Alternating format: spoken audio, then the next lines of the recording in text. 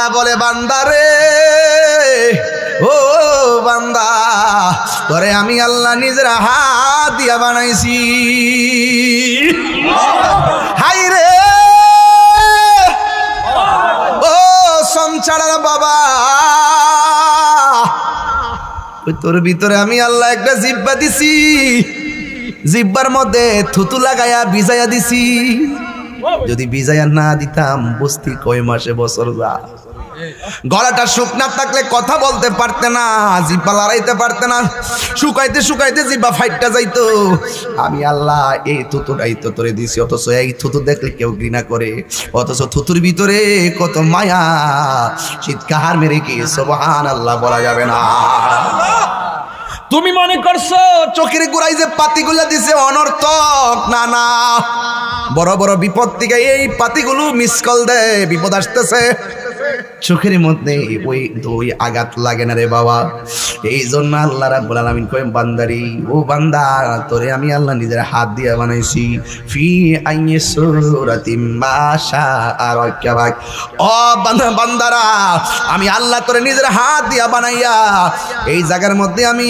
তোরে চোখ দিছি আমি আল্লাহ কত সুন্দর পৃথিবী বানাইছি তুই দেখার জন্য দেখা দেখা আমি আল্লাহকে গবেষণা করার জন্য আল্লাহ কয় ও বান্দারা আমি আল্লাহ দুইটা নাম দিয়েছি একটা হলো রহমান আরেকটা হলো রহিম এই নাম দিয়া যখন তুই তওবা কইরা আমি আল্লাহর কাছে পাহাড় পরিমাণ গুনাহ লইও যদি চোখের পানি ফেলে যদি কান্দোস আমি আল্লাহ রাব্বুল আলামিন তোদের জীবনের গুনাহগুলো ক্ষমা করে দিব আল্লাহ রাব্বুল আলামিন বলে ও বান্দারা মিনহা খালাকনাকুম ওয়া ফিহা নুঈদুকুম ওয়া মিনহা নুখরিজুকুম তারাতান উখরা বান্দারা এই মাটি থেকে তোমাদেরকে সৃজন করেছি এই মাটিতেই তোমাকে দাফন করা হবে এই মাটি থেকেই তোমাকে উঠাইয়া হাসরের ময়দানে একত্রিত করা হবে আপনারা জবান খুলে কোন আমাদের আসল ঘরের নাম কি এই কবর বড় সাংঘাতিক অন্ধকার কেমনে কবরে পড়ে থাকবো একটু কারেন্ট গেছে কেউ কাউরে দেখি না কিন্তু যুবক এবার কবরের মধ্যে যাওয়ার পরে সাইনেও মাটি বামেও মাটি সামনেও মাটি পিছনেও মাটি উপরেও মাটি নিচেও মাটি এত ছোট একটা ঘর আল্লাহ কয় বান্দারে ওই ঘরের মধ্যে তোমাকে আসতে হবে এই কবর কাহার জন্য জান্নাতের বাগান আবার কাহার জন্য জাহান্নামের গর্ত আপনারা জবান খুলে কোন রহমত দেওয়ার মালিককে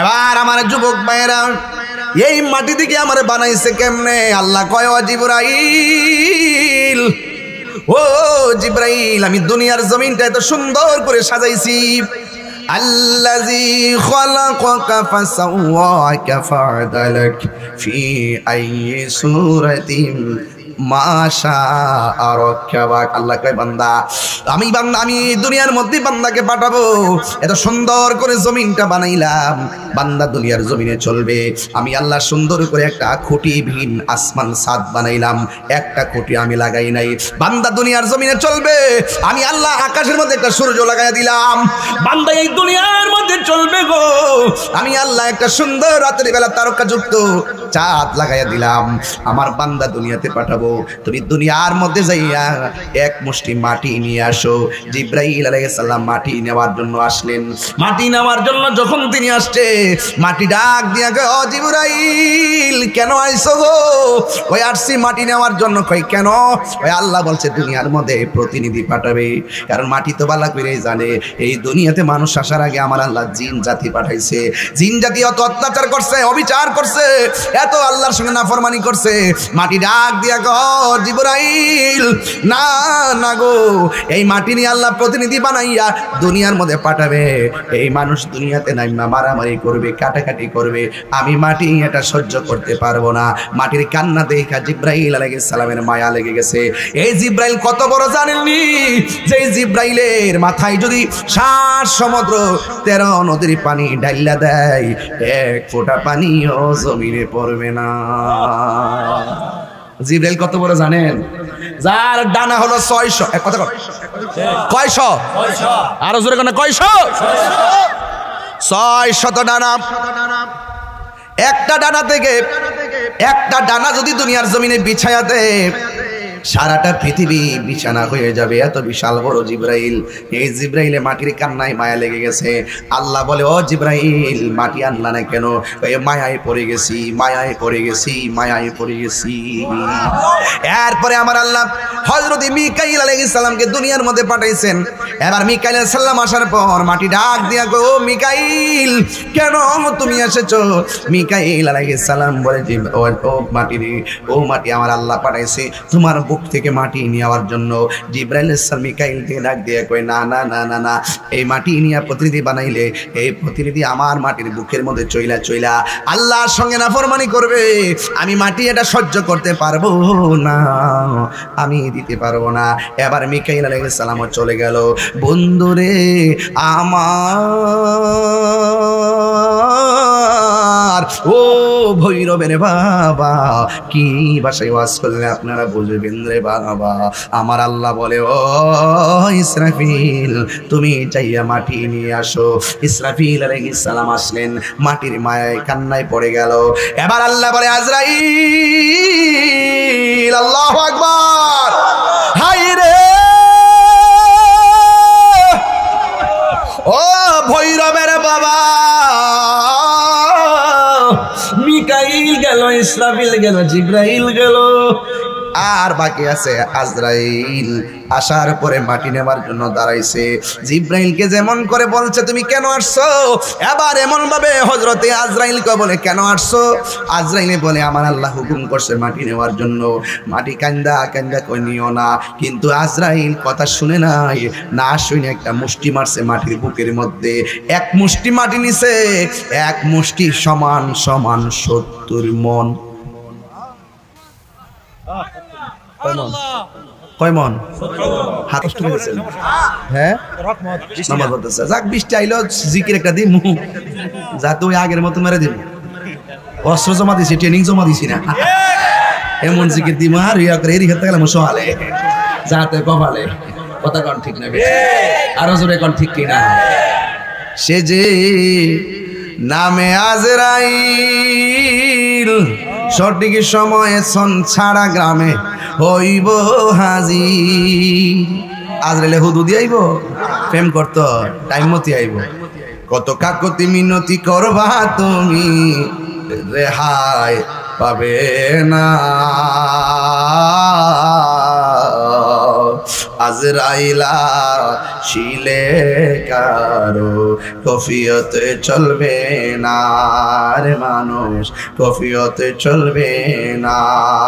তোবা নামক গাছটি আছে, আল্লাহ করে রে, তোবা নামক গাছটি আছে, পাতায় পাতায় লেখা আছে মানুষের হায়াত।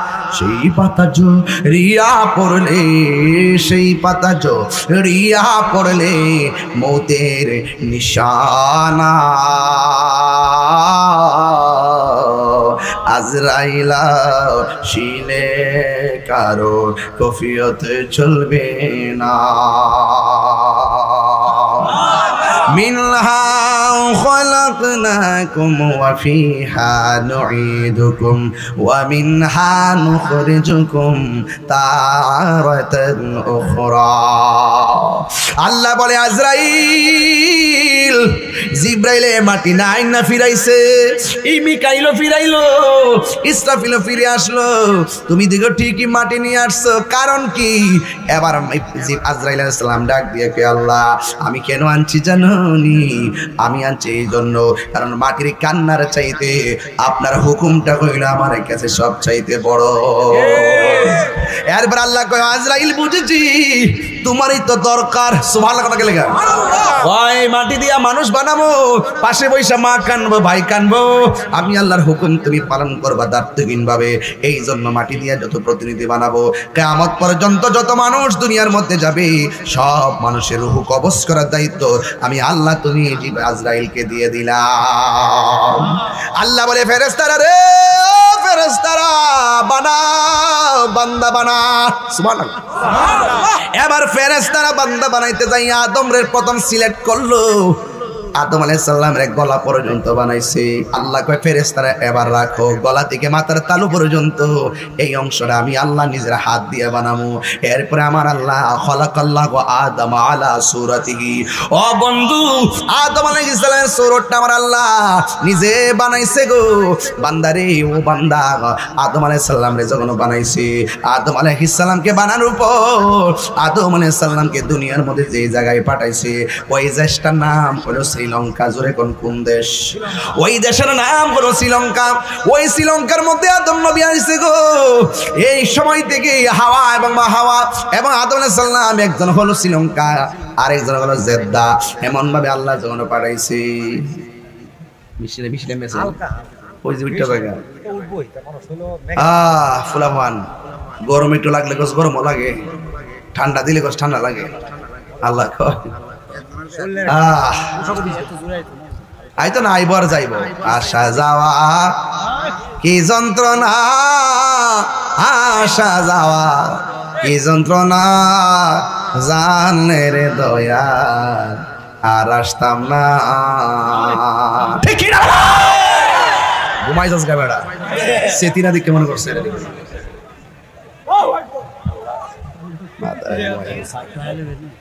মাশাআল্লাহ। রাখ আর একটু দেখে লই, আইব আর যাইব। আউতি যাউতি কুছ নিয়ে পৌতি। ছেলেগুলো যারা উঠে গেছে ওরা হেরে গেছে। আল্লাহ তো পরীক্ষা করতেছেন। এই দুনিয়াটা হলো পরীক্ষার জায়গা। কথা বলেন ঠিক কিনা বলে? সাধারণত বৃষ্টি পরে উঠতে যাও আর কবরবাসীর কবরের উপরে 24 ঘন্টায় কত ধরনের অন্ধকার আসতেছে, বৃষ্টি আসতেছে, পোকামাকড় ঢুকতেছে, একই ঘরে পড়ে আছে। যাওয়ার কোনো রাস্তা, আরো জোরে যাওয়ার রাস্তা, এটার নাম কি? আরো জোরে নাম কি? কবরে কেমনে থাকবো একা একা, তোমার বন্ধু যেন সাথী হয়ে দে দেখা। নবী চাই কি চাই না? আরো জোরে।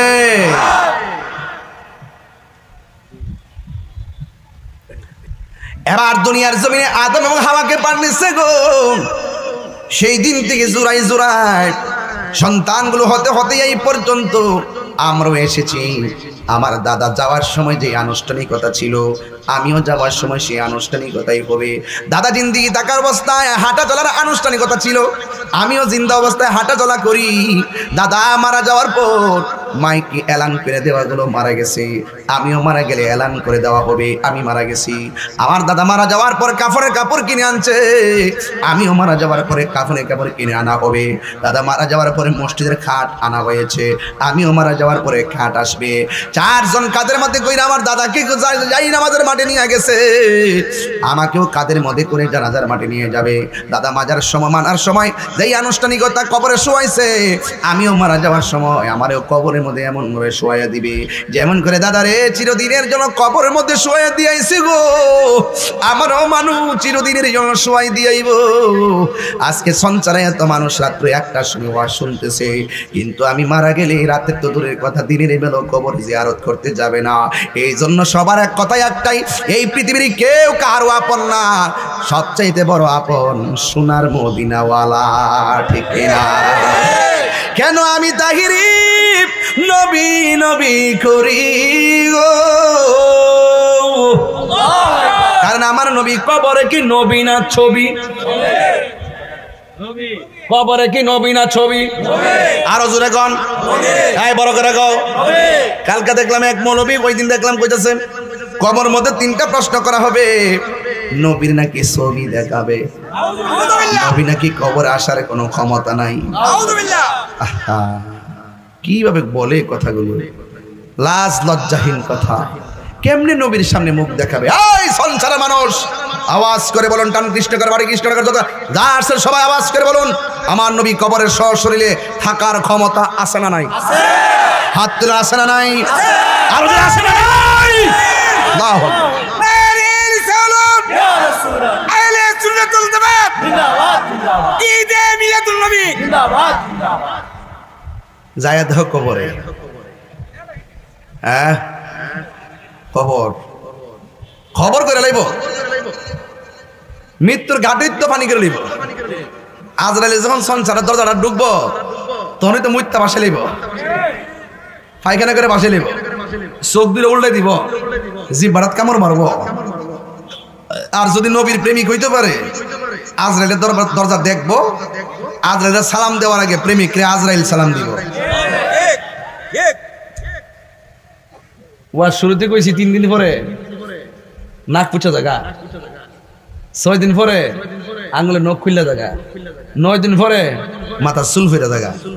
আর হে দিতে দেখলাম এক পাগলের কবর থেকে তুইলা পুড়ছে, এ বেটা দিয়ে 13 দিন পর বেটা যেমন আসিনি মনে হইল। যদি ফচ্চা যাইতো গা তাইলে তারা কই লইলে তোরা তারা বলিলা কইছ যদি ফচ্চা রইছে আমরা ভাঙ্গা দেখছি। হ্যাঁ কি যে একটা খেলা হইছে রে, কি যে একটা খেলা হইছে রে। মানে তোমার চোখে সে বন্ধ হইতে পারে, এমন কাম কইরা বইছে মনে হচ্ছে আল্লাহর রাজি করে নিতে পারে। কথা কোন ঠিক না বেটি? একটা মানুষ জিন্দা থাকা অবস্থায় কেউ যদি শরীরের বাইরে চলে, এটার বিচার সমাজে করবো, রাষ্ট্র করবো। একটা মানুষ মারা যাওয়ার পরে সমাজের মানুষের বিচার করার সুযোগ নাই, এই বিচার করবে একজন। জবান খুলে এখন তিনি কে? তুমি কোন কারণে কবর থেকে লাশটা তুলছা? স্বাধীন পৃথিবীর ইতিহাসে আবু জাহিলের কবর থেকে তাকে তোলা হয় নাই, আবু লাহেব নবীর কষ্ট দিচ্ছে কবর থেকে তোলা হয় নাই, এবং উতবা সাইবা মুনাফিকরা যে কষ্ট দিচ্ছে লাশ তুললে তোলা হয় নাই। তোমরা যেই কলঙ্ক বাংলাদেশকে করছো,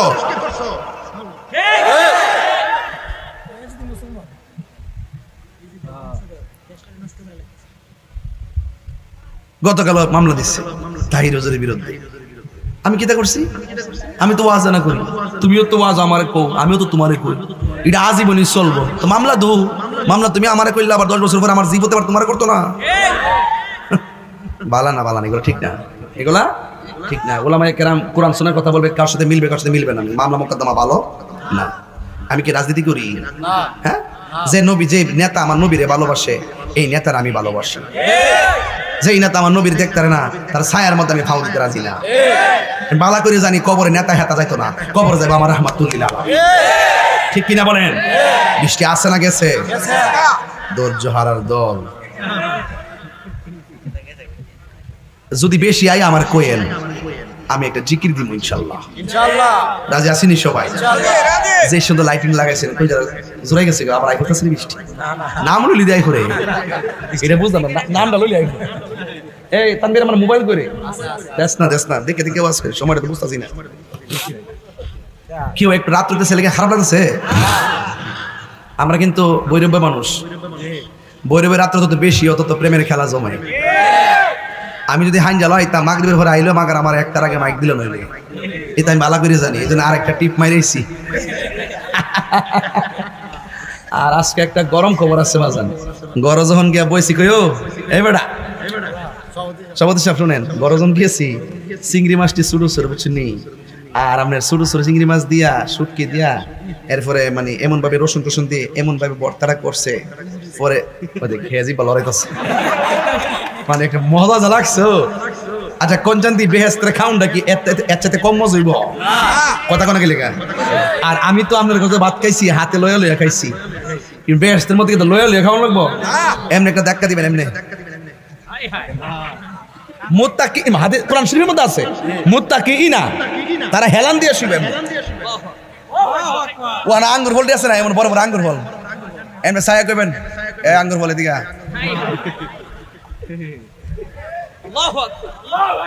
যাওন লাগতো না। বেহেশতের সব ফল ভিতরে এক একটা আঙ্গুর ফল পৃথিবীর সমান, ইচ্ছা মতো খাইবো, খাইতে খাইতেই থাকবো সারাদিনও। যদি খা এরপরে পায়খানা হবে না, প্রস্রাব হবে না, এরপরে মনে করেন যে কোনো কিছু হবে না, তাই কি হইব? এত খাওন গেল কই? রাসূল বলতেছেন একটা ডেক দিব, দিলই খাওন শেষ। খাওন কি গেছে কেন? সামনে আছে, তাহলে গাঞ্জা খাইলে ওই খাওন যাব? বাবা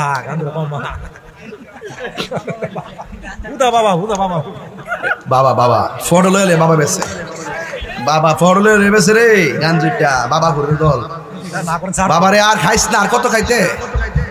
বাবা খাইতে করে কমরটা সিমা বানাইলিস, শেষ হইতো বডিটা শেষ হইতো। আজালিছে না হ্যাঁ, আজালিছে বাড়ি দিকে যা,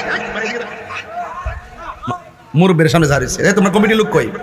এই বাবা তোমরা বসে থাকো, ঠিক আছে কথা দেই। বাবা কি চলবে? এই বাবা কি চলবে? এগুলো খাবেন না। এগুলো খাইতে কি করছে জানেন? শরীরটা সিমাইলিছিল। আর মানুষ দেখলে কই গাঞ্জুটার জায়গারে মরল, গাঞ্জুটা মরছে ভালো হইছে। কেউ দোয়া করে না, কারণ নেশা করে কেউ ভালোবাসে না। কথা বলেন ঠিক কিনা বলেন? তাহলে যে জবান দিয়ে আল্লাহর জিকির হবে সেই জবান দিয়ে কি হারাম ঢোকানো যাবে? যে চোখ দিয়ে নবী দেখার সুযোগ আছে সেই চোখে কি করে হারাম কিছু দেখা যাবে? এই জন্য ইজ্জতের মালিক কে? তাইলে বলুন, এই কবরের ভিতরে আমাদের যাওয়ার আনুষ্ঠানিকতা আছে না নাই? দাদা যেমনি গেছে এইভাবে আমাদের আনুষ্ঠানিকতা আছে না নাই? এখন জবান খুললে এখন কবরটা কি আসল ঘর না নকল ঘর? বলেন, বেহেশতের মধ্যে যেই জামাটা আল্লাহ দান করবে, জামার রংটা কি? সবুজ। জামার রং কি?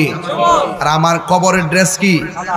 এমপি যে ড্রেসটা পরবো আর রিক্সাওয়ালা আর একটা ড্রেস পরবো, ঠিক কিনা? ওই জামার মধ্যে কোনো পকেট আছে? পকেট আছে? ওই জামার মধ্যে কোনো সেলাই আছে? পুরুষের কাপড় কয়টা? পুরুষের কাপড় কয়টা? আর মহিলাদের কাপড় কি লেগিয়া? এবার মৌলবীরা করে করে করে না। একটা জবানও বন্ধ রাখে, একটু সামনে যাই। একটা জবানও বন্ধ রাখবেন না, মহব্বতে মায়ার সুরে বলুন সুবহানাল্লাহ। এই সঞ্চার গ্রামে আজরাইল আসছে কি আসে নাই? দেখছেন নি? কেউ দেখে নাই গো। দেখবেন যে এই দিন আপনার সামনে চলে আসবি বড় একটা আজরাইল, তার মাথা থাকবে আসমানে, পা থাকবে জমিনে। বড় একটা আজরাইল আপনার সামনে আইসা এমন ভাবে দাঁড়াইব, দেখা মাত্রই রক্তগলা পানি পানি হয়ে যাবে, সেলাইন বন্ধ হয়ে যাবে। যুবকের দল, এত বিশাল বড় আজরাইল সঞ্চারা গ্রামে আপনার ঘরের সামনে যখন আসবে, ওই মুহূর্তে আমার নবী আপনার নবী বলেন, আজরাইলের সবার সামনে ভয়ঙ্কর সূরতে আসবে না, কারোর সামনে বন্ধুর মতো আসবে, বন্ধুর মতো আসবে, বন্ধুর মতো আসবে। আইসা আপনাকে সালাম দিব আর বলবে আসতে পারি। এবার ইমানদারের কাছে গিয়া মাতার কাছে যায় বসবে। এই ওয়াজটা আমি আজ থেকে প্রায় 21 বছর আগে বৈরব করছিলাম রে। আমি সবসময় যখন ওই গানটা গাইতাম তখন দোকানের মধ্যে কই থেকে বাউল বক্তাইছে, কই থেকে গানাদার বক্তাইছে, গান গায়, অথচ মৌলবীরা আমার গজলের অর্থ করার ক্ষমতা নাই। দুয়ারে রংমহলে থাকবারে বন্ধু, পালঙ্কে শুইয়া কোন সন্ধানে মন চোরায় ঢুকিবে আসিয়া, দুয়ারে প্রহরী থইয়া প্রবেশ করলো কেমনে, আর কি দেখা হবে রে সংসারবাসী জীবনে, মায়া নিধন হারাইলাম ঘুমের ঘরে স্বপনে, আর কি দেখা হবে রে বন্ধু জীবনে। আপনি যদি মৃত্যুর লাশ হইয়া অসুস্থ হইয়া বিছানার মধ্যে পড়ে থাকেন, আপনাকে দেখার জন্য মানুষ লাইন ধরে ধরে আসবে। ডানে মানুষ বসা, বামে মানুষ বসা, দরজায় মানুষ বসা। এবারও আপনাকে দেখার জন্য আসলে আপনি চোখ ঘুরাইয়া ঘুরাইয়া সবাই দেখেন, কিন্তু হঠাৎ করে চোখটা ঘুরে না, হঠাৎ করে শ্বাসটা বের হয় না, হঠাৎ করে হাত পা লড়ে না, এমনভাবে আপনি ডেড বডি হয়ে গেলেন। মানুষ বলতেছে হাত দিয়ে লড়ে না, আরেকজনে কই মারা গেছে। আমার প্রশ্ন হলো, মা বাবা দাদা দাদি এতগুলা মানুষ আপনার পাশে বসে আছে, এত বড় আজরাইলে ঘরে ঢুইকা রুহুটারে কোন সময় চার্জারি করলো, একটা মানুষও টের পাই নাই, একটা মানুষও টের পাই নাই। এই জন্য বলছি আপনার ঘরের ভিতরে আজরাইল ঢুকে যাবে। এই জন্য আমার ভাইয়েরা, আমার নবী আপনার নবী রহমাতুল্লিল আলামিন বলেন, একদিন আমি রাতের বেলা ঘুমায় রইলাম, ঘুমের করে স্বপ্নে দেখলাম আমার কাছে আজরাইল আসছে। জুরি বলেন না কে আসছে? আমার সামনে ফেরেশতা আসছে, ফেরেশতা জিবরাইল আসছে। জিবরাইল আলাইহিস সালাম যখন আসছে আমি জিগাইলাম, জিবরাইল, ও জিবরাইল, কেন তুমি আমার ঘুমের ঘরে এসেছো? এবার জিবরাইল আলাইহিস সালাম কই, নবী গো এবার একটু সামনে তাকান না। যেই মাত্র নবী আমার সামনে তাকাইলো, তাকাইয়া কি দেখতেছেন? আমার নবী আপনার নবী বলেন, আমি দেখতেছি একদল মানুষকে পাথর দিয়ে দিয়ে মাথা ভাঙ্গা ফেলাইতেছে। জিবরাইল রে, এইরকম ভাবে মাথা কেন ভাঙতেছে, কারণ কি? জিবরাইল আলাইহিস সালাম বলে, ইয়া রাসূলুল্লাহ, নবী গো, ও মায়ার নবীজি, এই মানুষগুলো গুনাহকে কেন মাথা ভাঙতেছে জানেননি? এই মানুষগুলা দুনিয়াতে তাইকা তার মা বাবারে কষ্ট দিয়েছে। কিয়ামত পর্যন্ত যারা মা বাবাকে কষ্ট দিবে তাদের মাথাগুলো ফেরেশতারা এমন ভাবে গুড়া বানাইবো। ইয়া রাসূলুল্লাহ একটু সামনে তাকান। আমার নবী একটু সামনে তাকালো। আল্লাহর হাবিব ডাক দিয়া বলে, আল্লাহ পরশুর হবে, ও জিবরাইল,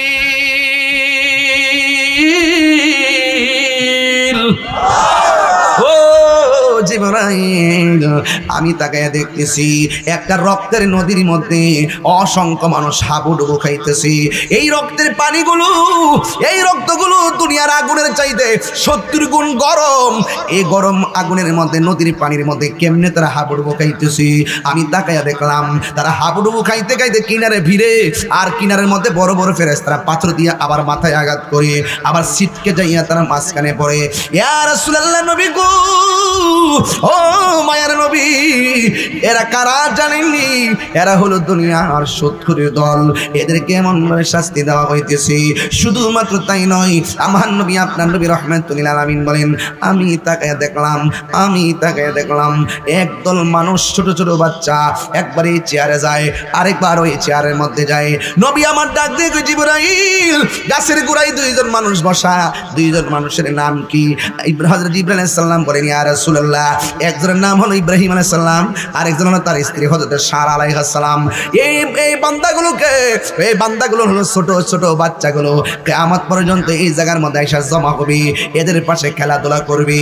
এই ছোট ছোট বাচ্চাগুলো কে জানেননি? এরা হলো দুনিয়ার ওই সমস্ত বান্দা যারা ছোটবেলায় মাকে হারাইয়া মাকে ছেড়ে চলে আসছে। এই ছোট ছোট বাচ্চা এই জায়গার মধ্যে জমা হইতেছে। এবার আল্লাহর হাবিব বলে, আমি স্বপ্নের মধ্যে আবার দেখলাম একটা ছোট একটা ঘর দেখা যায়। এই ঘরের ভিতরে কাহার নাক কাটা, কান কাটা, গলা কাটা মানুষগুলা পড়ে আছে, রক্ত ঝরতেছে। এবার নবী ডাক দিয়ে কই, জিবরাইল, এরা কারা রে? ওরা কে?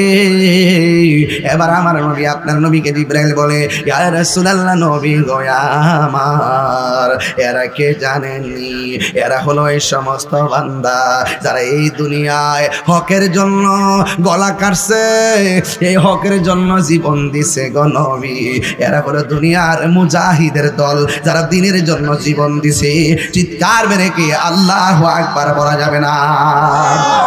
আমি বলেছিলাম যুবক, কবর আযাব বড় সাংঘাতিক।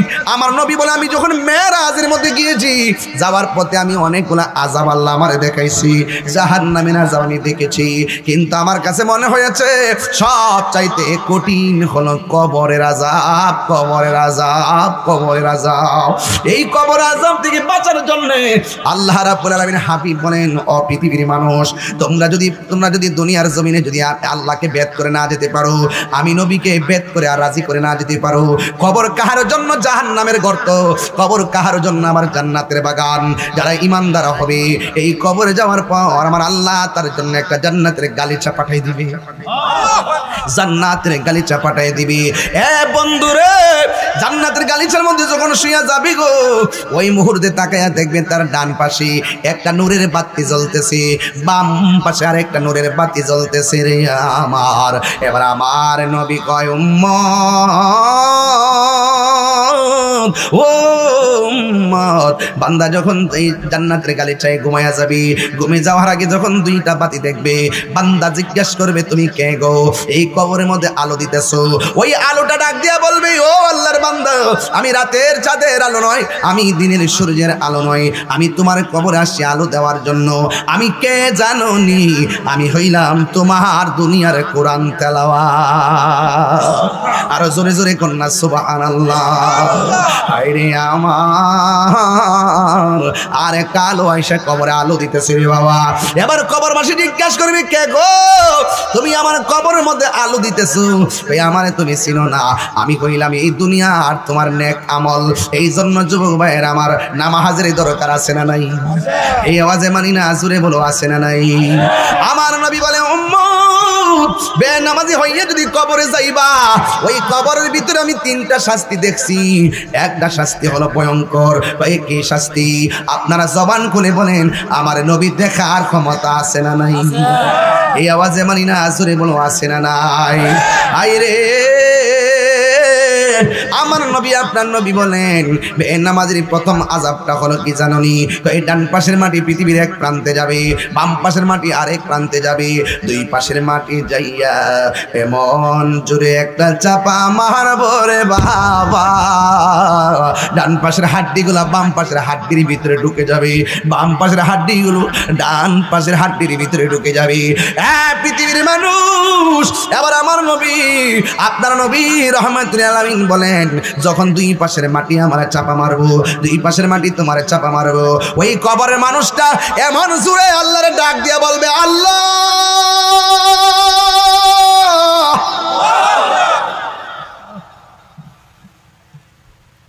ও আল্লাহ, আর পারি না গো, হাড্ডিগুলা কেমনে গুড়া হইয়া গেছে, একবারে মাইরা লাও আর সহ্য হয় না।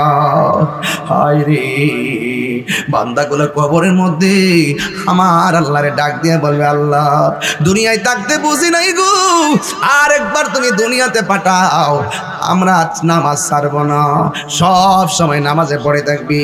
আল্লাহ বলে বান্দা সুম্মা ইলাইহি তুরজাউন, চলে আসলে আর ফিরে আসা যায় না। এই কবরের মধ্যে প্রথম আযাব হলো দুই পাশের মাটি তোমার চাপ মারবে। আল্লাহর হাবিব বলে কবরের মধ্যে মানুষ যেমন চিৎকার করে, এই সঞ্চারা গ্রামে গুরুস্থান আছে না নাই? যদি আমাদের একটু সুযোগ দিত, গুরুস্থানের মধ্যে যদি যাইতাম, এমন একটা কান যদি আল্লাহ দিত কবরের আওয়াজ শোনার, তাইলে আমরা সবাই শুনতাম কি জানেননি? কবরবাসী এখনো বলতেছে আগুন তাপ লাগিয়া বাঁচাও বাঁচাও বাঁচাও, কি কবরবাসীর কান্নার আওয়াজ শুনে না। আল্লাহর হাবিব বলে দুইটা জাতি ছাড়া সবাই কবর আযাবের আওয়াজ শুনবে। ও যুবক, দুইটা জাতিকে আমার আল্লাহ কয় মানুষ কবরের আযাবের আওয়াজ শুনবে না, জিন কবরের আওয়াজ শুনবে না। কয় কেন? কয় আমি আল্লাহ জিন এবং মানুষকে বানাইছি ইবাদতের জন্য, আর কাহার হিসাব হবে না, মানুষের হিসাব হবে। আল্লাহ রাব্বুল আলামিন বলেন ওয়া মা খালাকতুল জিন্না ওয়াল ইনসা ইল্লা লিয়াবুদুন। আল্লাহ রাব্বুল আলামিন বলেন আমি মানুষ এবং জিন জাতিকে সৃষ্টি করেছি একমাত্র আমি আল্লাহর গোলামি করার জন্য। এই জন্য আমার নবী কয় উম্মত নামাজ ছাড়া কবরে গেলে খবর আছে। তখন ঠিক কিনা? নামাজ ছাড়া কবরে গেলে খবর আসেনি, খবর আছে। আমার নবী বলেন কবরে প্রথম আযাব হলো বেনামাজির, দুই পাশের মাটি এমন জোরে চাপা মারবে। দুই নম্বর আযাব হলো জাহান্নামের আগুনের তাপ দেওয়া হবে কবরে, কারণ এই আগুনটা দুনিয়ার আগুনের চাইতে 70 গুণ বেশি আগুনের আওয়াজটা হবে। যেমন একটা ঘটনা মনে পড়ে গেল, কইতাম না বাজার, এক সন্তান তার বাবারে জানাজার নামাজ পড়াইয়া কবরের মধ্যে শোয়াইছি। কবরের মধ্যে অতিরিক্ত মাটি থাকে কি থাকে না? কবর দেওয়ার পরে কিছু মাটি দেখবেন টাল হয়ে ফিরে থাকে। এবার সন্তানরা মনে মনে ভাবতেছেন আমার বাবার কবরে উচ্ছিষ্ট মাটি দিয়ে একটা স্মৃতি বানাবো। স্মৃতি বানাইতে যাই একটা কলস বানাইলেন, মাটির একটা কলস বানাইছে। বানাইয়া রাতের বেলা এই কলসের মধ্যে পানি রাখছে। সকালবেলা ওইটা দেখে এই পানিটা আগুনের চাইতে আরো গরম হয়ে গেছে। এবার সকালবেলা পানি রাখছে, রাতের বেলা দেখে আগুনের মতো গরম হয়ে গেছে। একদিন না, 2 দিন না রে বাবা, 3 দিন পর্যন্ত পানি গরম হয়ে যায়। যদি ঘরের ভিতরে পানি রাখো আগুনের মতো গরম হয়ে যায়। এবারে এক ভাই আর একবারে ডাক দিয়ে ভাই রে ঘটনাটা কি? আমার আব্বার কবরের মাটি দিয়ে কলস বানাইলাম, কবরের পায়ে কলসের পানি কেন গরম হয়ে যায়? আরেকবার ডাক দিয়ে কয় ওই কবরের মাটি দিয়ে কলস বানাইছি। বন্ধু ডাক দিয়ে কয় তোমার কলসের পানি কেন গরম হয় জানো নি? কারণ তোমার আব্বা যেই কবরের মাটির মধ্যে শুইছে এই কবরের মধ্যে ভালো অবস্থানে নাই, কবরের মধ্যে আযাব হইতেছে। এই আযাবের প্রতিবিম্ব তোমার কবরের মাটি কলসের মধ্যে ফালাইয়া তোমাদেরকে সতর্ক করা হচ্ছে। এখনো সময় আছে, নামাজ পড়ো, এখনো সময় আছে গো। ও আমার নবীর দামান ধরো। এবার আমার নবী আপনার নবী বলে 2 নম্বর হলো কবরের ভিতরে জাহান্নামের আগুন ঢুকাইয়া দেওয়া হবে। বাড়ির পাশে আগুন লাগলে ফায়ার সার্ভিসে আগুন নিভাইতে যায়, কিন্তু কবরের মধ্যে আগুন জ্বললে কেউ জানার নিভাইব দূরের কথা, কান দিয়েও শোনার কোনো ক্ষমতা নাই। আমার দাদা কেমন আছে আমি জানি না, বাবা কেমন আছে আমি জানি না, নানা কেমন আছে আমি জানি না, আমি জানি না আমি কেমন থাকবো, কেমন থাকবো, কেমন থাকবো। এই একা একা কবরে কেমনে থাকবো গো,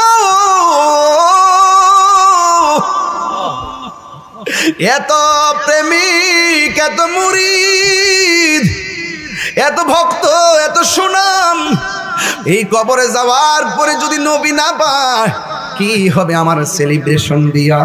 ওই কবরে নবী আসলে আমাদের লাভ আছে না নাই রে বাবা? 3 নম্বর হলো কবরে যদি বেনামাজি হইয়া যান তাইলে আপনার গায়ের মধ্যে বিচ্ছু লাগাইবো, সাপ লাগাইবো, এমন ভাবে কবরের মধ্যে জ্বলতে থাকবেন আর জ্বলতে থাকবেন। এই জন্য আমার যুবক ভাইরা, এক লোক নামাজ পড়ে, রোজা রাখে, নামাজ পড়লেও আবার চলবে না।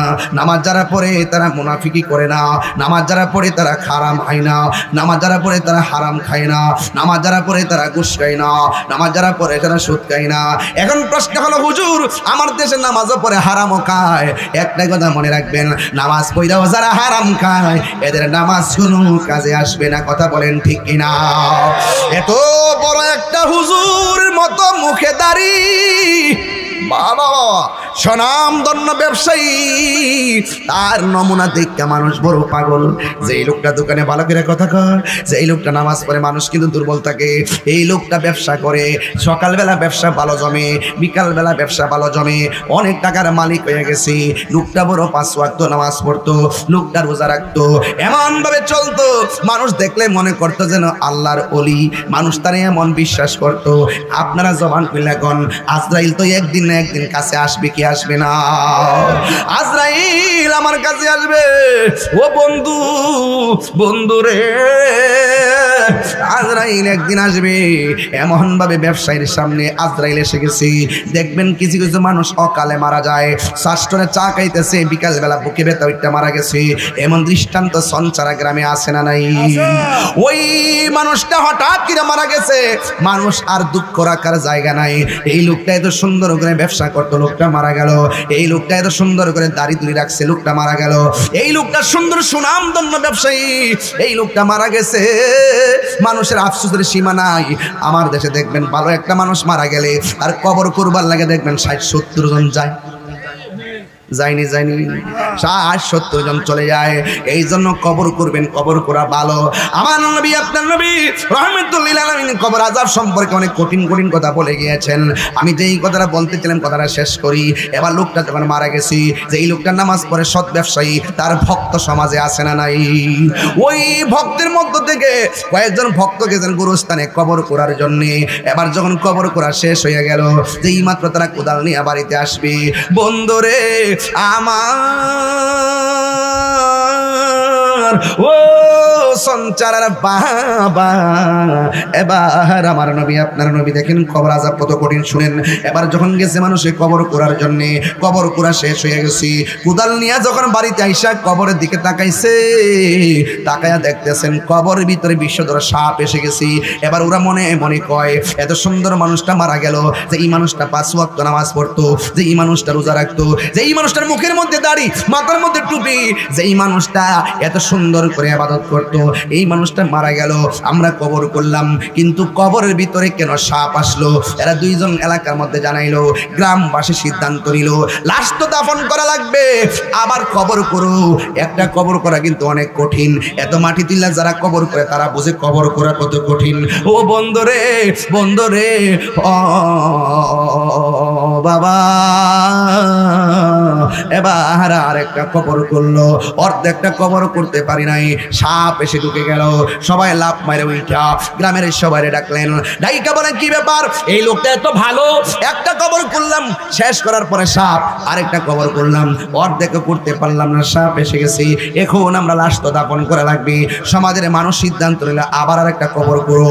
এবার আরেকটা কবর করে গেল, মাশাআল্লাহ সুন্দর করে কবরটা করলো। কবর করার পরে দেখেন কোন ধরনের সাপ নাই। হঠাৎ করে তাকিয়ে দেখি কবরের এক পাশ থেকে সাপ এসে গেছে। এবার ওরা মনে মনে কয়, আমি কত কবর করতাম আর সাপ দেখতাম, এখন কি করব? এবার ইন দি মিন টাইমে তারা মনে মনে ভাবেন, কবর করা তো অনেক কঠিন, কবর করা অনেক কঠিন। ও বন্ধুরে আমার,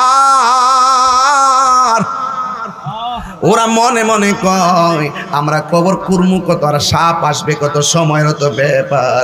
ওরা তখন দৌড়াইয়া আমার নবীর কাছে হাজির হয়ে গেছি। দয়া কই নবী গো, নবী গো, মায়ার নবী, আমাদের সমাজের একটা ভালো মানুষ মারা গেল, কবরের মধ্যে দেখি শুধুমাত্র সাপ আর সাপ, এখন আমরা কি করব?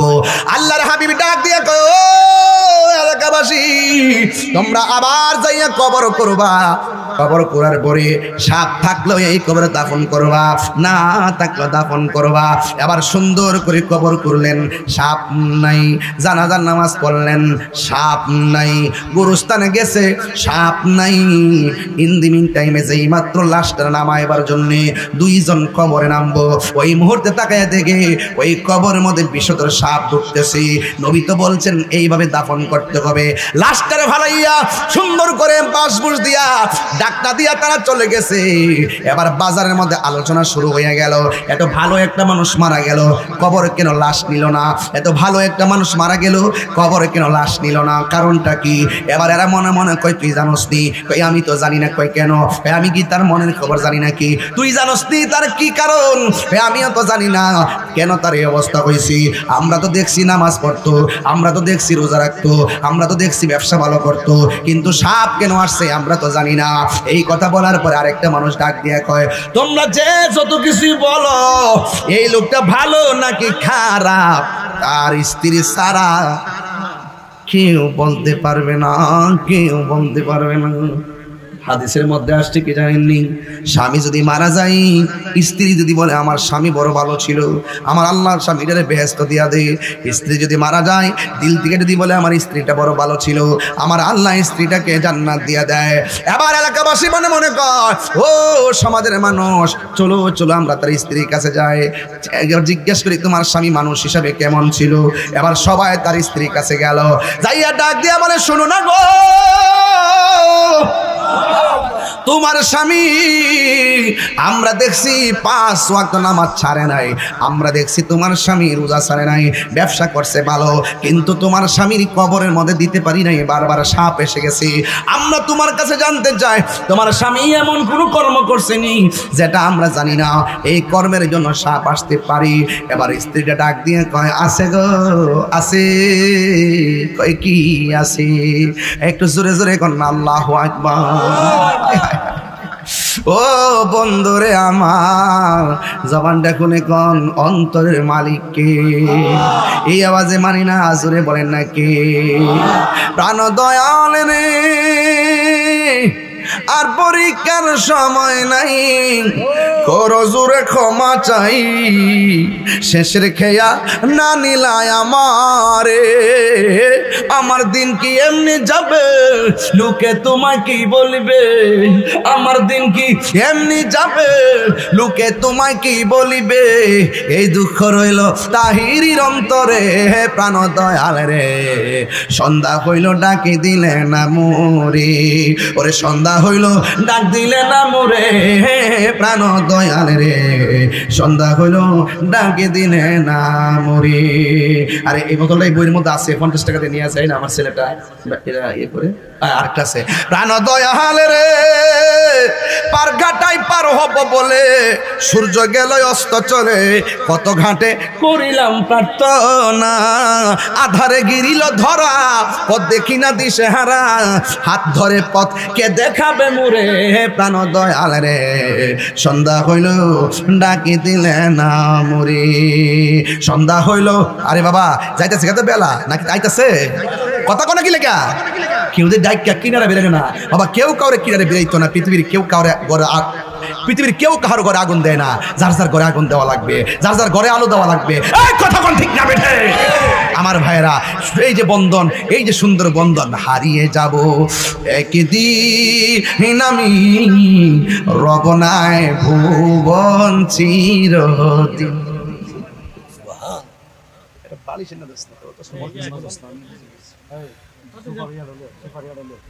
আল্লাহু আকবার, আল্লাহু আকবার, আল্লাহু আকবার, আল্লাহু আকবার। একটু চালু করুন, আপনি বেশি মোটা হয়ে গেছেন নাকি? এই সুপারি আর হলো, ঠিক আছে ঠিক আছে, একটু বালিশ দাও, ঠিক আছে। তুই মোটা হইতাম শরীরটা লাগবে না মাথা, কইছি যে হালি আমি সরি মাথা, কোমরটা পুরো ধরে লাইছি, বালিশ একটা দিলে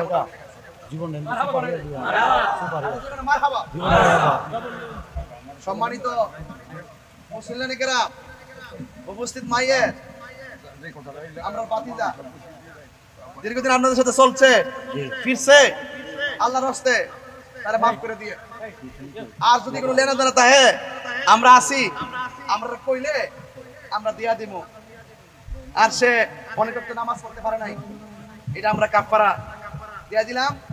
আর আমরা দুজন যারা আইছে, আপনারা যাওয়ার সময় মুখের বাড়ি খাবার আয়োজন করছে, চাইলে খাইয়া যায়েন।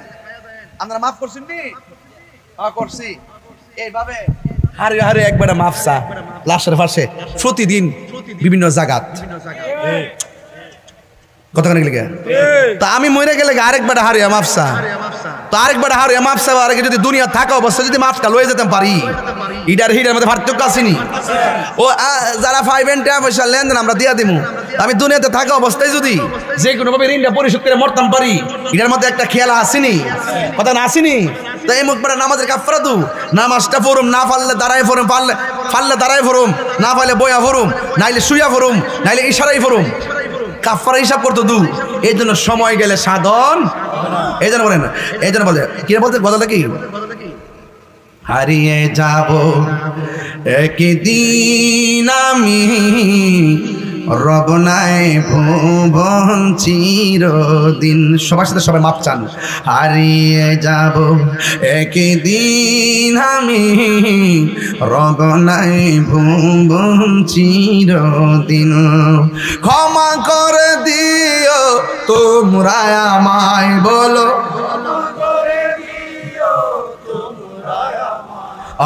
ভুল করে তাকি যদি কোনো দিন, হারিয়ে যাব একে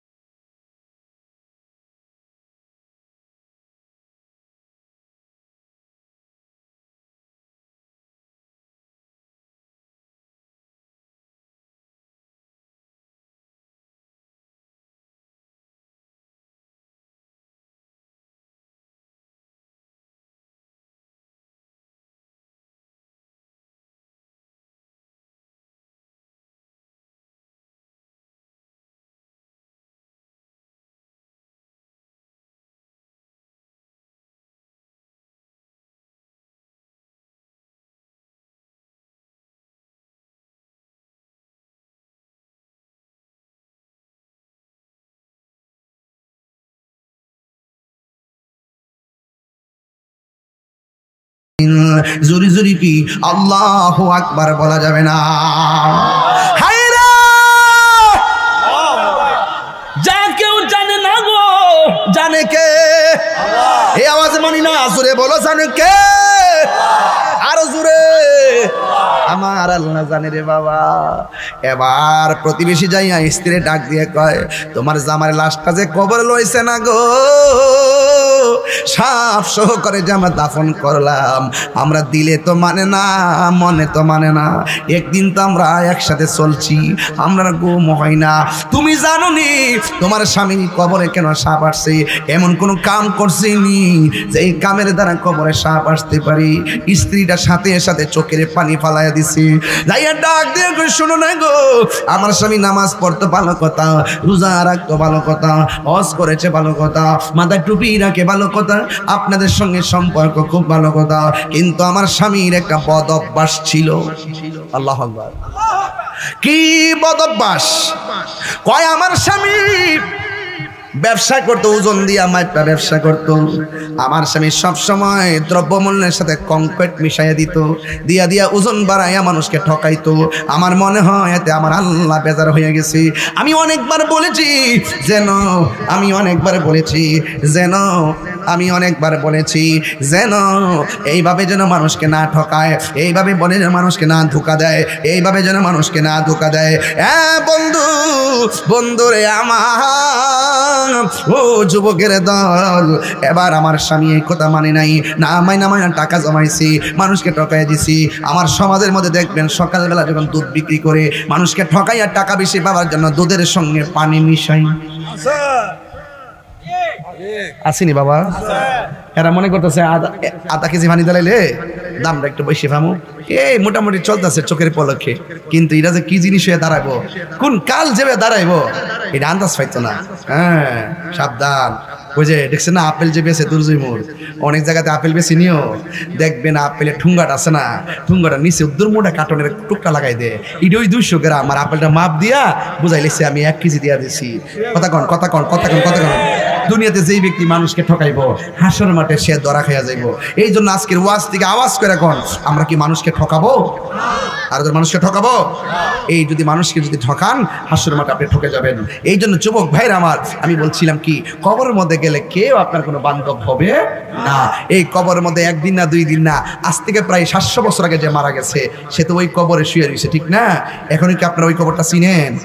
একদিন দেখবেন আজকে তাহির হুজুরের আলোচনা না, একদিন দেখবেন তাহির হুজুরের কবর কেউ চিনত না, একদিন দেখবেন আমার কথা কেউ খবরও লইত না, একদিন দেখবেন 100 আপনি বলবেন জানি বলে সেলিব্রিটি বক্তা নাম লইত না, যে আগুন লাগাই গেছে দেশ বিদেশে, সারা জীবন মন থাকবো। কেটা কইছে 300 বছর গেলে তো এখানে জিডি আছে সবই ফেকে যাবো গা, 300 বছর গেলে এখানে জিডি আছে সবই ফেকে যাবো গা, সবই তো কবরে যাবো গা। 300 বছর পরের জন্য আমার নাম জিগাইবেন, আপনার নাম কি? এমুক বেড়া। আপনার দাদার নাম কি? কয় এমুক। আপনার দাদার আব্বার নাম কি? কয় এমুক। আচ্ছা, আপনার দাদার আব্বার দাদার নাম কি? তা জানি না তো। এদিকে এদিকে, তোমার নাম কি?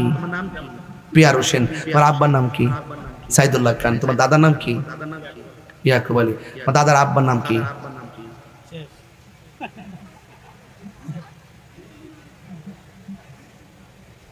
150 বছর হয়েছে না ফজল মোড়া, 150 বছর ভিতরে শেষ।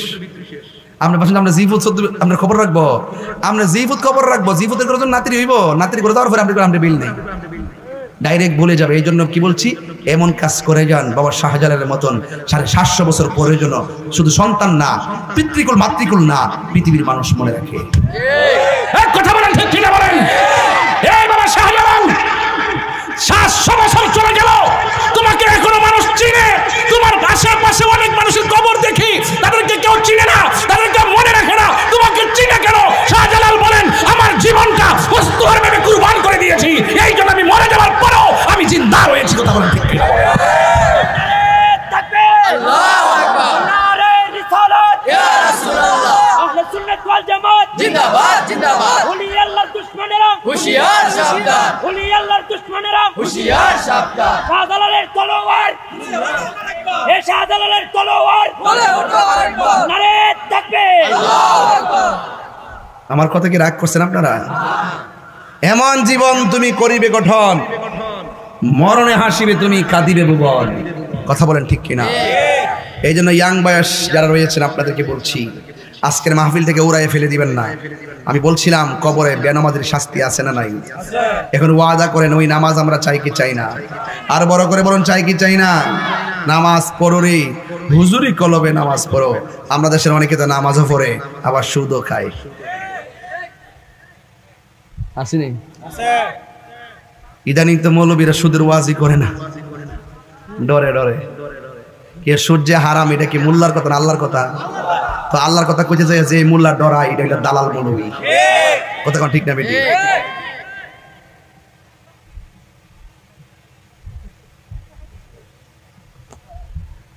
আরে তাহিরি কম গেছেন তো দুনিয়াতে, ঠিক কি না? সুদ কি হালাল না হারাম? এটার পক্ষে, সুদের পক্ষে কে কে আছেন হাত তোলেন। ওই আছে পিন্ডি নাকি?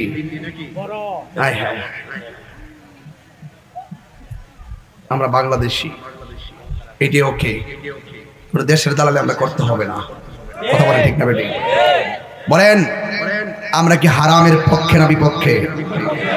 হালালের পক্ষে না বিপক্ষে? বাজান, আজকে থেকে ওয়াদা করেন আমরা নামাজ ছাড়বো, আর নামাজ ছাড়বো, মা বাবাকে কষ্ট দিব। আজকে যদি আমি বৈরব সঞ্চারা ঘুরার পরে দেখবেন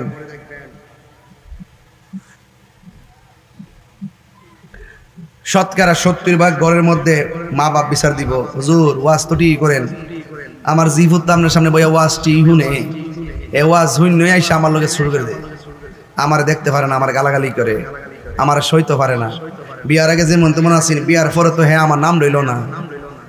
মা বাপ বুড়া বয়সে কান্দে গো, যে মা বাপ সন্তানের ভবিষ্যৎ গড়বার লাগিয়া এত কিছু করলো, সেই মা বাপ যখন দুর্বল হয়ে যায় সন্তান পাষাণ হয়ে যায়। এমন সংসার আছে না নাই? ফাউডারদের কয়ে দেওয়া যায়, ওয়াজ শুনলে আর এই লাইটিং সাজালে কাম হইতো না, যে বাপ মা আপনার দ্বারা কষ্ট পায়। আজকে আমার ঘর থেকে বের হওয়ার সময় কইছে অনেকগুলা লোক মুড়ি দিব। আমি তো দূর দেখা যাক নে ওয়াজের পরে, ওয়াজে পড়ালেন না, তবে মুরিদ বড় কথা না, এখানে অনেক মুরিদ আছেন। আমি একটা কথা কয়ে দেওয়া যায় আবারও, মা বাপরে কষ্ট দিয়ে আমি তাহিরির কাছে মুরিদ হইয়া আপনি আমার আম্মা আব্বা আব্বা করবেন, আপনার মতন মুরিদ আমার দরকার নাই। কথা কি বুঝতেছি? আর যে ফিসাব কইব মা বাপের খেদমত লাগবে না, এটা ফিসাব না, এটা হলো বেঈমান। সঠিক বলতেছি কথাটা? এই জন্য বোরা বাপটা আপনার লাগে কি না করছে কন, সারা জীবন দেয়া লাইছে না সন্তান সন্তান করতে করতে। আজকে যদি ওয়াজ যদি কাজে লাগে, আজকের ওয়াজটা যদি মনে করেন যে না আমার জীবনে বাস্তবায়ন করব, বিয়ার আগে না বিয়ার পরে না, ওকে মা বাপ বুড়া হওয়ার আগ পর্যন্ত মা বাপের সন্তান দেখতেইব। কথা কন ঠিক না বেটি? এই সমাজে বহুত বুড়া মা বুড়া বাবা চোখের পানি ফালায় ফালায় কান্দে, এমন সংসার সমাজে আছে না নাই? আল্লাহ দোয়াই দিয়া কই, মা বাপ যদি চোখের পানি ফালায় কই ইসরে ফুত করলে কি আপনি যত টাকার মালিক হন মাগার শান্তি পাইতেন না। কবরে যাওয়ার সময় দেখবেন আপনি ইমান নিয়ে যেতে পারতেন না। আরে মা বাপের মনে কষ্ট দিয়ে মাহফিল কবুল হইব দূরের কথা, মক্কা মদিনায় হজ করলেও তো কবুল হইতো না। কথা কান ঠিক না বেটি? মা বাপের দোয়াই ওলি আল্লাহ হইছে, এমন প্রমাণ সমাজে আছে না নাই? আরে এক সন্তানরে মা কইতাছে, পুত্রে আমার তো ঘুমে ধরছে, জানালা লাগাই দে। যাইয়া দুইটা, আগে তো দুইটা পাট ছিল, নিচে একটা পাট উপরে একটা পাট, এখন না আধুনিক হয়েছে গ্লাস। তখন ছেলেটা নিচের পাট লাগা আর উপরের পাট খুলে রাখে, উপরের পাট লাগা নিচের পাট খুলে রাখে। মা ঘুমায় গেছে গা। ঘুম থেকে গভীর রাত্রে ওঠার পরে মা জিজ্ঞেস করে, পুত্রে তুমি এখন দাঁড়াই গেছো কি লেগে? সন্তান ডাক দেখে, আম্মা আপনি তো সন্ধ্যারাইতে আমার বলছিলেন জানালা লাগাইবার লেগে, এখন কোনটা খুলতাম কোনটা লাগাইতাম এটা তো কর নাই, এই জন্য সারা রাত উদুল বদল কইরা আমি দাঁড়াই রইছি। মা তখন উজু করছেন, তাহাজ্জুদের নামাজটা পড়বার লাগিয়া যাই নামাজটা নিয়ে আইছেন, আর সাথে সাথে আল্লাহরে দুইটা হাত কিলা দিছে, ডাক দিয়া কয়, আল্লাহ ও আল্লাহ, আমার সাধুমণি আমার আরামের জন্য সারা রাত সজাগ থেকে বাতাস খাওয়াইছে, আমার সন্তানটারে তুমি সুলতানুনা আরিফিন বানায় দাও। ইতিহাসের পাতায় দেখা গেল ওই সন্তানটাই মায়ের দোয়া হয়েছে, যে এই সন্তানটার নাম হলো হযরত বাইজিদ বুস্তামি। মায়ের দোয়ার মধ্যে কোনো স্বার্থ আছে? তা আমাদের পোলাপান বিয়ে করার পর মা বাপের খবর লয় না। এই জন্য আল্লাহর ওয়াস্তে অনুরোধ করবো, আপনি মা বাপের প্রেমে পাগল হন, মা বাপের জন্য যদি আপনি দেবানা হন, মা বাপ আপনার জন্য যদি দোয়া করে, তাইলে আপনি কি হবেন জানেন? আপনি দেখবেন আল্লাহর ওলি হয়ে গেছেন, এবং আপনার জীবনে দেখবেন অভূতপূর্ব পরিবর্তন চলে আসবে। এই জন্য ভিতরে আমার মা বোনরা অনেকে ওয়াজ শুনতেছেন, মা বোনদেরকে বলবো আপনাদেরও অনেক দায়িত্ব আছে। সন্তান পেটে নিয়ে গালাগালি করবেন না, সন্তান পেটে নিয়ে স্বামী স্ত্রী ঝগড়া করবেন না, সন্তান পেটে নিয়ে বেহায়াপনার মতো হাটে ঘাটে বাজারে ঘোরাফেরা করবেন না, সন্তান পেটে নিয়ে জিকির করবেন, সন্তান পেটে নিয়ে দুরূদ পড়বেন, সন্তান পেটে নিয়ে নামাজ পড়বেন, সন্তান পেটে নিয়ে নফল রোজা রাখবেন, সন্তান পেটে নিয়ে আল্লাহ আল্লাহ তাসবিহ পড়বেন। দেখবেন এই সন্তান যেদিন প্রসব হবে, সেই সন্তানটা দুনিয়াতে ওলি আল্লাহ হয়ে আসবে। কথা কেন কেন? এই জন্য আপনার কিছু দায়িত্ব আছে। শুধুমাত্র সন্তান বাবা মাকে করবে এমন না, বাবা মারও দায়িত্ব আছে তার সুন্দর একটা নাম রাখা, বাবা মারও দায়িত্ব আছে তাকে দিনের শিক্ষা দেওয়া, বাবা মার দায়িত্ব আছে তাকে 7 বছর নামাজের কথা বলা, 9 বছর তাকে পিটাইয়া মসজিদে পাঠানো, সুশিক্ষা এলমি শিক্ষা দেওয়া, এটাও বাবা মার দায়িত্ব। কারণ সন্তান ছোটবেলা তার লাইন বুঝে না, ছোট সন্তান কি সিদ্ধান্ত নিবে, এই সিদ্ধান্ত বাবাকে নিতে হবে। সন্তান বুঝে ওঠার আগে গুরুত্বপূর্ণ সিদ্ধান্ত বাপ মা নিলে, এই সন্তান যখন দেখবে বাবা মা একদিন মারা গেছে, এই সন্তান লোকজন নিয়ে বাপ মার কবরে দাঁড়ায় কবর জিয়ারত করবে। কথা বলেন ঠিক না বেঠিক? এই জন্য বাবা আপনাদের কাছে অনুরোধ রইল, অবশ্যই অবশ্যই আল্লাহর ওয়াস্তে যেন আপনারা বাবা মার সেবা করেন। এবং বাবা মাকে বলবো আপনার সন্তানকে সকালবেলা ভোরবেলায় মক্তবে পাঠাইয়া কোরআন তেলাওয়াত শিখাবেন। কেন? এই কোরআনটা কবরের মধ্যে আলো দেবে। শুধু তাই নয়, হাসরের মাঠে যখন আপনাকে যদি আপনি দুজুকি হয়ে যান, দুজুকের মুখে এই কোরআনটা দাঁড়ায় যাবে, দাঁড়ায় বলবে, আল্লাহ আমি এই কোরআনকে তোমার বান্দা আরামের ঘুম হারাম কইরা দিন রাত তেলাওয়াত করেছে, আমি কোরআনের সুপারিশে তাকে জান্নাত দিয়ে দাও। রাসূল বলেন হাসরের মাঠে জাহান্নামী বান্দাকে কোরআনের সুপারিশে জান্নাতে দিয়ে দিবেন। চিৎকার মেরে কোন সুবহানাল্লাহ। তাহলে এই কোরআন আমাদের ঘরে ঘরে দরকার আছে না নাই? আজকে দেখা যায় কিন্ডারগার্টেনের কারণে আজকে আমার সন্তানগুলো কোরআন থেকে দূরে চলে গেছে। আজকে আমি সরাসরি মাহফিলে বলেছি, এখনো বলছি সরকারের কাছে অনতি বিলম্বে প্রাইমারি স্কুল যেগুলো আছে, প্রাইমারি স্কুলে তাড়াতাড়ি ধর্মীয় শিক্ষার ব্যবস্থা করেন। কারণ এই সময়টা হলো আরবি শিক্ষার সময়। আজকে এই সময়টা প্রাইমারিতে যাওয়ার পর কোরআন তারা শিখতে পারে না, ধর্মশিক্ষারা বুঝে না, এই জন্য অনেক পোলাপান কোরআন থেকে দূরে চলে যায়। আপনারা বলুন, প্রাথমিক বিদ্যালয়ে আমাদের ধর্মশিক্ষক দরকার আছে না নাই? এই আওয়াজে মানে জীবন আছে না নাই? এই ওয়াজটা যাবে দেশ বিদেশে, আমার কথাগুলো সবাই শুনবে। কারণ ধর্ম যদি ভিতরে না থাকে, আপনি কর্ম করে কি করবেন? আপনার ধর্ম সবই পাশাপাশি লাগবে। ধর্ম যার ভিতরে থাকে কর্ম তার চলিত হয়, আর ধর্ম যার ভিতরে থাকে না কর্ম তাকে বিপথে নিয়ে যায়। কথা বলেন ঠিক কিনা বলেন? এই জন্য হাত তুলে বলুন, আমরা সবাই নামাজ পড়তে চাই কি চাই না? আরো জোরে, আরো বড় করে বলুন, আরো বড় করে। কিরে এত ডিস্টার্ব করলে কেমন? কারণ এসে আল্লাহ রাস্তায় রাতানটা চালাইস না, তেলের চিন্তা করিস না। মারহাবা জোরে কোন?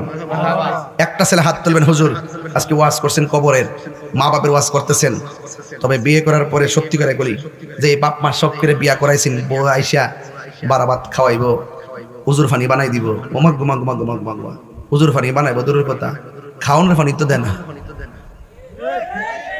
আসিনি এমন আসিনি? আপনি যতই কন বউ তো অবশ্যই আপনি মায়া করবেন, আমি কই না যে আপনারা মায়া করেন না। বউ কোনদিন মাত্র নার নয় বউ আফন, ফেনি গেলে সেটা বউ কোনদিন মাত্র নার নয় বউ আফন। বউ তোরে ভালোবাসিব, ভৈরব থেকে লাল শাড়ি কিনা দিবি যতক্ষণ। বউ কোনদিন মাত্র নার নয় বউ আফন। ফুয়ার যদি কোনো জায়গায় আফদ বিপদ হয়, বউয়ের আগে মা জানয় কথা মিশা নয়, ঠিক না? বউ তোর জানতেন মা হইল অমূল্য ধন। বউ কোনদিন মাত্র নার নয় বউ আফন। ও আবলুসন, বউ কোনদিন মাত্র নার নয় বউ আফন। ও বন্ধুরি, একটা বাস্তব কথা বলা যায়, কই কি বিদেশ থেকে সন্তান ঘরের দরজায় দাঁড়াইলে রে বাবা, মা দেখবেন সন্তানের চেহারার দিকে তাকায় আর নিজের বউটা হাতের দিকে তাকায়। বস্তা কয়টা? জোরে কোন ঠিক কিনা? এবার বস্তা যদি 3টা হয়, খুলবে কখন অপেক্ষা রয়। এবার খোলার সময় দেখে কম্বল, বউকে অসুবিধা নাই, দেখে যাই নামাজ ওই অসুবিধা নাই, দেখে পাঞ্জাবের পিস ওই অসুবিধা নাই। 3টা বাক্স দিকে 2টা বাক্স খুলছে। এবার মা কই পুত্রে এত কষ্ট করে আনলে কিনলে গা? ওই ছোট একটা ব্যাগ আছে, এই ব্যাগটা মা তো বুঝালাইছে, বউ যেমন ছায়া রইছে, এই ব্যাগটা বউরে খুলিস। এবার বউরে লইয়া রাতের বেলা ব্যাগটা খুলছে। ব্যাগটা খোলার পর ওই ব্যাগের ভিতরে কয় আমার শালির লাগে আনছে একটা আইফোন। কি দরকার ছিল? এবার আনছে 5 ভরি স্বর্ণ। কি প্রয়োজন ছিল? বউ মনে মনে খুশিতে কুইটটা পরে এরপরে সুন্দর করে ঘরের মধ্যে কথাবার্তা কইলো, বুঝাইয়া দিল। এবার 3 দিন পর পাশের বাড়ির মহিলা এসে মার কাছে কয় আপনার সন্তান নাকি তার বউয়ের জন্য 5 ভরি স্বর্ণ আনছে। এবার মা কয় আমি তো শুনি নাই। এবার মা যাইয়া বউরে ডাক দিয়ে কয় আমি শুনছি তোমার জন্য নাকি 5 ভরি স্বর্ণ আনছে। বউ কাঁদছে, কি তুই সে আনছি তো এটার খবর লাগবো, এটার খবর লাগবো, লাগছে নি আগুনটা, এটার খবর লাগবো, এটার খবর লাগবো। এবার লাগছে নি। মা কো পুত্রে ফুত, আমার বউ লাগে তুই স্বর্ণ আনছ, আমার কইলে তো আমি খুশি হইলাম। হইলে আমি কে এখন ফিন্দার বয়স আছে রে ফুত, স্বর্ণ বেচে তোরা লেখাপড়া করাইছি, অঙ্কের কলে স্বর্ণ বেচালিছি তোর মানুষ কবার লাগিয়া, আর ওখানকে আমি বুড়া বয়সে স্বর্ণ ফিন্দুম।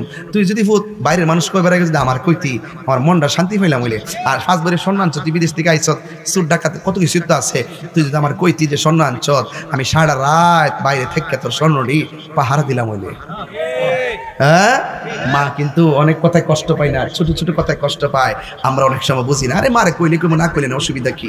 হ্যাঁ, ব্যাংকে কত টাকা রাখে, বউর কাছে কয়, মার কাছে কয় না। আরে বেটা মা কি ভাগ নিব? ব্যাংকে কত টাকা রাখে, কোনখানে জায়গা রাখবো, মার কোনো পরামর্শ করে না। কাপড় কিনতে গেলে বুঝায় না, মারে মনে করে বিহু আর কি। আহা, যে বাপটা এখনো তো পাঞ্জাবিটা বালিশ নিচে ডুহাইয়া ইস্তারি করে, আর তোমারে মার্কেট থেকে নতুন কাপড় ঠিক কিনে না দে। আর মার জন্য তো শাড়ি কাপড় মার্কেটে গেলে বউর লেগে, জির লেগে, ফুতের লেগে সব কিনে, পরে লাস্টে কো আম্মা আমিটা মনে আছি না, মারটা মন তাহে না। হে বিয়া করছে না, হে বিয়া বইছে,